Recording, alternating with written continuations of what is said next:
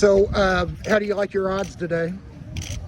Well, I don't know. You know, I've never been in this situation before. Although this is my third election, we had a primary and then we had a runoff.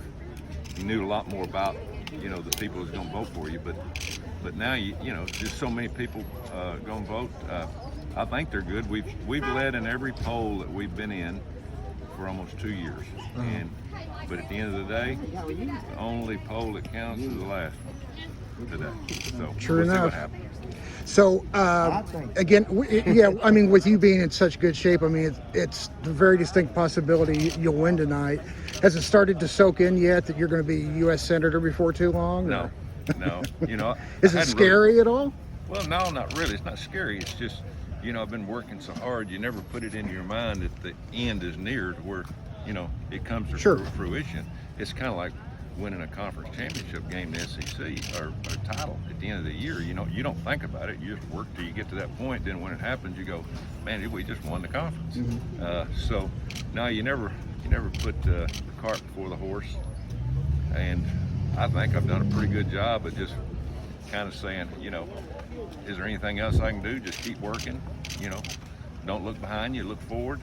There's been some good days, there's been some bad days, you know, in campaigning because you get tired and frustrated.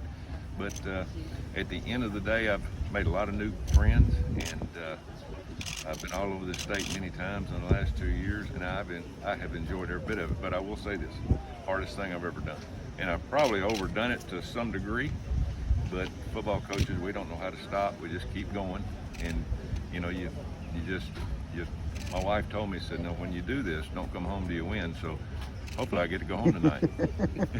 Well, and with all due respect, sir, I think some of the media people and myself wish maybe you'd been a little more accessible during the campaign. Well, what we did is we put together a game plan of, you know, of being more accessible to the people, and probably we could have done a little bit more with the media, but I wanted to go face to face and talk to the voters, let them ask questions.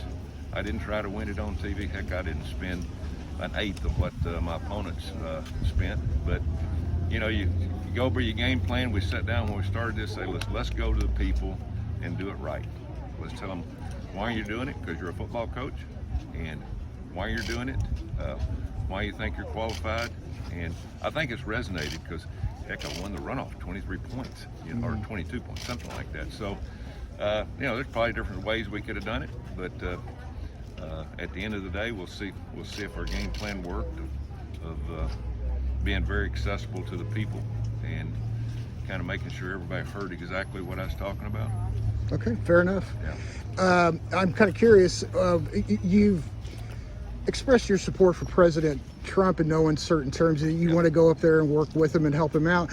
What happens if he doesn't get back in? Well, I'll work with Joe Biden. I mean, you're here as an American, you know, and you're really not here as a Republican or a Democrat. You're here to represent, number one, for me, represents the people of the state of Alabama, whether they voted for me or not. At the end of the day, if you win, you're going to represent everybody, not just a few.